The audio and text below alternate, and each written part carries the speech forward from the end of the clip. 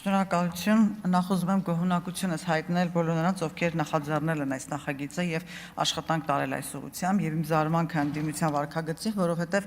ես որքան որ հիշում եմ ինձ ընտրությունների մեջ լինելով որպես դիտորդ, միշտ քաղաքասարակությունը եւ խորհրդարանական ընդդիմություն են եղել ջատագով, որպիսի ընտրությունները լինեն շատ ավելի հանրային վերահսկողության ներքո, որպիսի դիտորդությունը լինի շատ ավելի քաղաքականապես չեզոք կառույցների կողմից եւ դիտորդի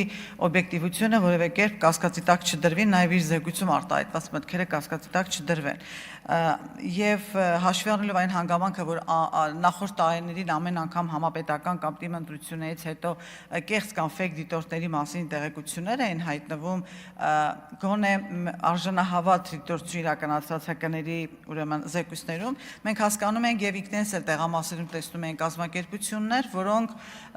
ձևավորվում են ընտրություններից հետո կանոնակարգումը փոխվեց 1 տարի դարձավ շեմը, ընտրությունից հայտարարից անմիջապես հետո կամ դրանից առաջ, օրինակ բռնցքամարտի ազգային ֆեդերացիա, չգիտեմ, ծանրամարտի ֆեդերացիա, ինչ որ սպորտային կառույցներ, ուժեղ բռունցք, ուժեղ չգիտես ինչ,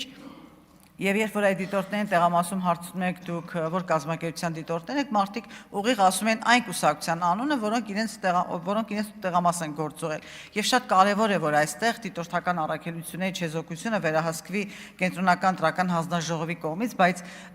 ռիսկ չլինի նաեւ այն առումով, որ կարող են ներդրված անձի միջոցով հնարավոր է նաև նման մրցակցություն, որ կարող են այլ կազմակերպություններ անձի ներդնեն դիտորդական առաքելության մեջ, որպեսզի նրա վարքագիծը որևէ կերպ ազդի այդ դիտորդական առաքելության օբյեկտիվության վրա, այստեղ պետք է ԿՀ որոշում կայացնելիս շատ ուշադիր լինի։ Եվ մի հարցադրում Տիկին Ջուլհակյան կուզեի, որ ուշադրություն դարձնենք, եթե մենք ընտրությունների մասին հայտարարելուց հետո, նախագահի հրամանագրից հետո դիտորդական կազմակերպությունները կարող են հավատարմագրվել, նշելով միաժամանակ ֆինանսավորման աղբյուրը։ Գուցե դիտորդները բաց հայտարարություն են անում, ՀԿ-ները բաց հայտարարություն են անում հավաքագրելու դիտորդներ եւ այդ պահին դեռ չեն դիմել որևէ դրամաշնորհային ծրագրի, հետագայում դրանք համալրելու հնարավորություն տալ եւ չսահմանափակել եւ դրանով ուղղակի իրենց ռիսկի տակ չդնել։ Հավանիչ տեսանյութը եւ բաժանորդագրվիչ նորությունները բաց չթողնելու համար։